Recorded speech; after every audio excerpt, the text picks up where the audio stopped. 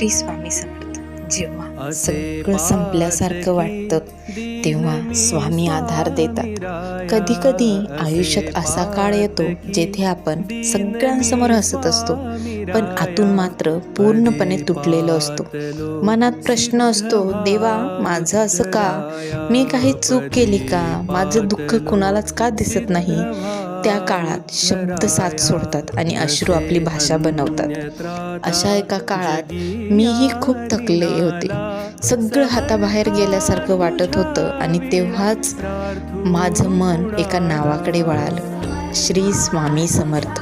स्वामी, मी तुमच्याकडे काही मागायला आले नव्हते, फक्त एवढंच म्हणायचं होतं. आता मला पुढे कसं जगायचं तेच कळत नाही. आणि स्वामी, तुम्ही उत्तर दिलं, दात नाही पण परिस्थितीतून. जेथे आशा उरली नव्हती तिथे अचानक एक मार्ग दिसू लागला. जिथे अशक्य वाटत होतं तिथे हळूहळू जुळवून लागलं. तेव्हा समजलं, स्वामी उशीर करता ते आपली परीक्षा पाहत असतात. स्वामींची कृपा अशी असते, ती गोंगाट करत नाही, पण आयुष्य बदलून टाकते. आज मागे वळून पाहताना ज्या वेदनेतून मी गेली, ती वेदना नव्हती, ती माझी परीक्षा होती.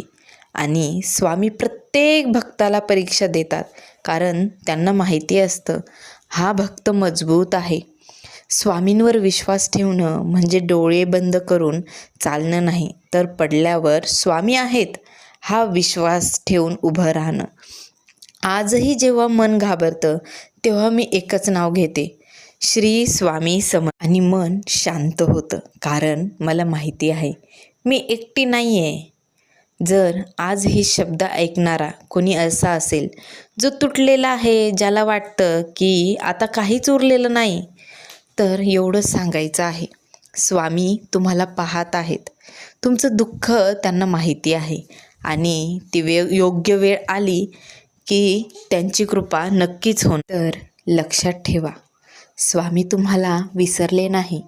ते तुमचं दुःख पाहत असेल आणि योग्य वेळ येताच ते तुमचं आयुष्य बदलतील. फक्त एकच करा, आज झोपताना मनापासून म्हणा, स्वामी आता सगळं तुमच्यावर सोपवलं आहे, आणि हळूहळू पहा सगळं बदलायला लागेल.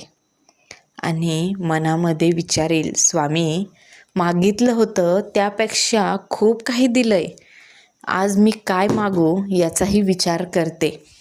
स्वामींची कृपा एक दिवस नक्की होईल. फक्त म्हणा, श्री स्वामी समर्थ आणि अखंड नामजप करा.